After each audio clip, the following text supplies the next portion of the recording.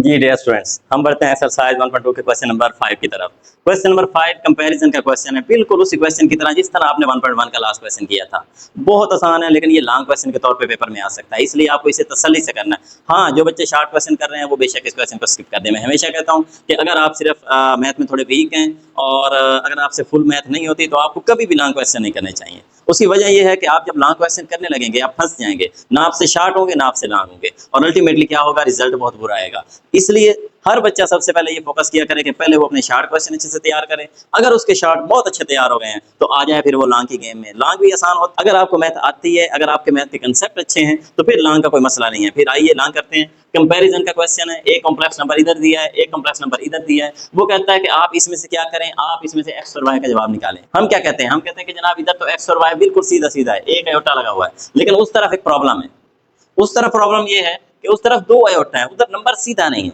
हमें सबसे पहले ये करना होगा कि ऊपर वाला स्क्वायर लेना होगा, फिर रैशनलाइज करना होगा ताकि वो साइड भी सीधी हो जाए, और जैसे ही वो साइड सीधी होगी हम फौरी कंपैरिजन से अपना आंसर निकाल लेंगे। तो मैं इकट्ठा सवाल चला कर ले आऊंगा, लेकिन आपके लिए मैं आसानी ये कर देता हूँ। फॉर एग्जाम्पल आपको अगर स्क्वायर नहीं आता तो कोई मसला नहीं है, आप एक काम करें, जिस बच्चे को मुरब्बा नहीं आता, मुरब्बे का मतलब क्या होता है, दो बार ज़रब, तो आप इसको दो बार ज़रब दे दें, ये आसान तरीका है आपके लिए। अगर आपको स्क्वायर नहीं आता दो बार मल्टीप्लाई कर दे, तो मैं कैसे लिखूंगा, ये 1 प्लस अयोटा का स्क्वायर लेना था, स्क्वायर में नहीं लेता, मैं लिख देता हूँ 1 plus iota into 1 plus iota. ये देखें दो बार मैंने ज़रब में लिख दिया, ये आसान मेथड है।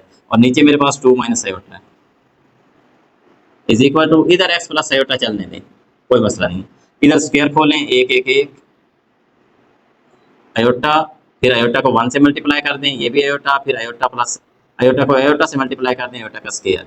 नीचे आपके पास 2 माइनस अयोटा है, ओके कोई मसला नहीं है। इधर आपके पास है एक्स प्लस अयोटा वाई। इधर देखें ये क्या बन जाएगा, 1 अयोटा प्लस अयोटा 2 अयोटा, और अयोटा स्क्वायर के बदले क्या लगाएंगे, -1। देखें गेम कैसे बढ़ती है आगे। इधर एक्स प्लस अयोटा वाई चलने दें। इधर देखें, अब इधर क्या हुआ, इधर आपके पास +1 से -1 क्या हो गया, कैंसल आउट हो गया, ऊपर रह गया 2 अयोटा, सिर्फ 2 अयोटा। नीचे कौन है, 2 माइनस अयोटा, इधर कौन है, एक्स प्लस अयोटा वाई। अब हमने क्या करना है, स्क्वायर ओपन हो गया, अब हम नीचे से भी अयोटा खत्म करते हैं ताकि सिंगल अयोटा बने, उधर जो सिंगल अयोटा है उसके लिए क्या करना है, इस नीचे वाले को रैशनलाइज कर दें। कैसे करेंगे, आप ऐसे लिखेंगे 2 अयोटा, नीचे 2 माइनस अयोटा, क्रॉस इस नीचे वाले की अलामत चेंज करके ऊपर नीचे मल्टीप्लाई कर दें। जस्ट ये भी पुराने सवाल हैं, आपने बहुत बार किए हुए हैं। ऐसे जैसे ही आपने किया, ये 2 अयोटा तो इससे मल्टीप्लाई हो जाएगा, 2 अयोटा इंटू 2 प्लस अयोटा। ऐसे नीचे आपका फार्मूला बन गया a minus B into A plus B. तो क्या होता है भला, पहली का मुरब्बा माइनस दूसरी का स्क्वायर। ये तो आपको पुराना पता है ना, जब रकम सेम अलामत का फर्क हो तो पहले का स्क्वायर माइनस दूसरी का स्क्वायर बना करता है। इधर वाली रकम जैसी है उसे वैसी रहने दें, ये मल्टीप्लाई हो जाएगा, 2 अयोटा 2 से मल्टीप्लाई होगा तो 4 अयोटा, और अयोटा से मल्टीप्लाई होगा तो 2 अयोटा का स्क्वायर। लेकिन नीचे गौर करें, 2 का मुरब्बा 4 आ गया, माइनस अयोटा स्क्वायर के बदले माइनस का 1, X plus iota Y. Just क्या करना है, 4 अयोटा प्लस 2 अयोटा स्क्वायर के बदले माइनस का 1, नीचे क्या बन जाएगा 4, और माइनस माइनस क्या हो जाएगा +1, इधर हो जाएगा एक्स प्लस अयोटा वाई। तो ऊपर बन गया 4 अयोटा, 2 1 2 -2, और नीचे बन गया 5, इधर कौन है, एक्स प्लस अयोटा वाई। यहाँ तक आ गए। जस्ट आगे बढ़ते हैं।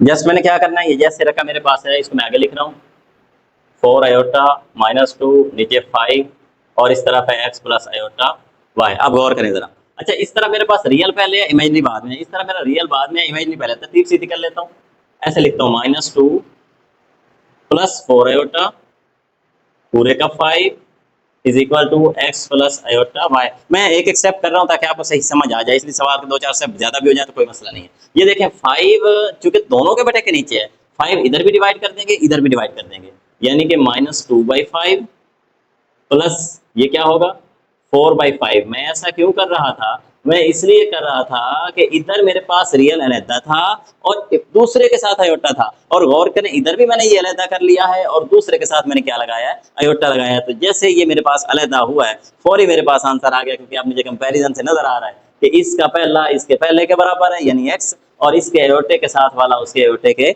साथ वाले के बराबर है। तो आप यहाँ से डायरेक्ट लिख दें, बेशक आप कहते हैं दिस इम्प्लाई, सिर्फ इम्प्लाई का निशान लगाएं और आप कहें जनाब जो x है पहला रियल रियल के बराबर है, यानी x बराबर है -2/5, कोमा जो y है वो किसके बराबर है 4/5। 5, ये आपने दोनों आंसर उसको फाइंड आउट करके दे दिए हैं। तो सिंपल क्वेश्चन था, कोई मुश्किल नहीं था। जस्ट आपके पास ये स्क्वायर आपने 2 बार ज़रब दी, ज़रब के बाद आपके पास जो नीचे रकम थी आपने रैशनलाइज किया, रैशनलाइज के बाद सीधा करते करते जब आप यहाँ पहुंचे तो आपने 5 को अलग-अलग डिवाइड किया, और जैसे ये 2 नंबर अलग हुए तो फौरी आपके पास कंपैरिजन हो गया। आपने लिख दिया, बाय कंपेयरिंग लिख दें, बेशक मवाजना करने से लिख दें या सिर्फ इम्प्लाई का निशान लगा दें, फिर भी जवाब दुरुस्त है।